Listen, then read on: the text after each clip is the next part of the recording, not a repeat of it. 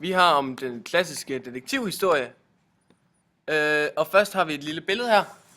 På billedet der ser vi det, der skal forestille at være Sherlock Holmes, som vi ser det her, med en pibe i munden. Og så har han en lup i hånden, som ligesom kan afspejle det her med, at han bruger sin viden og sine mentale kvaliteter til ligesom at opklare de her mord.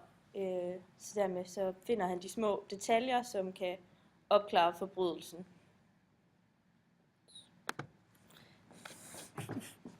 Jeps, og til en klassisk detektivhistorie, så følger der også en klassisk detektiv.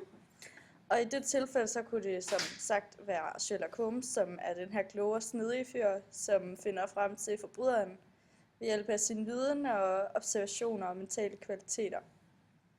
Og det er kendetegnet ved, at det er forbryderen, eller detektiven, der finder frem til, hvem forbryderen er, og ikke som i de senere krimihistorier, at det er læseren, der selv skal prøve at finde ud af, hvem det er. Og så behøves den klassiske krimihistorie ikke altid at omhandle mord, men det kan godt være mindre forbrydelser, såsom tyveri.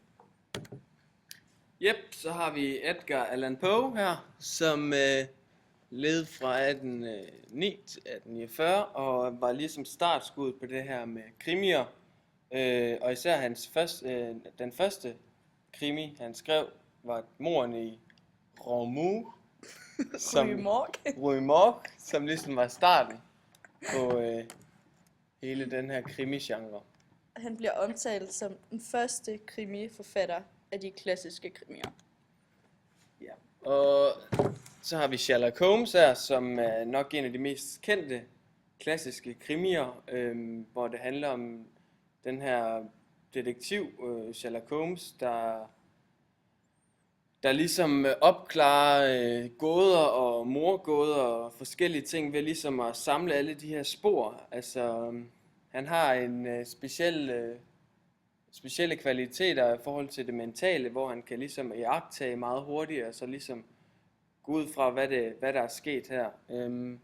Og selve historien var skrevet af Sir Arthur Conan Doyle, og der blev lavet 4 romaner og over 60 andre mindre historier, hvor romanerne, den første var skrevet i 1887, og den sidste blev skrevet i 1914.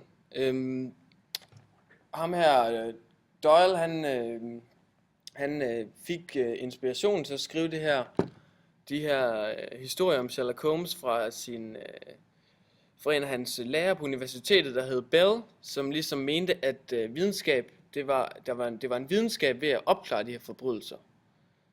Og der skulle nogle mentale kvaliteter til, som der også bliver lagt på Sherlock Holmes.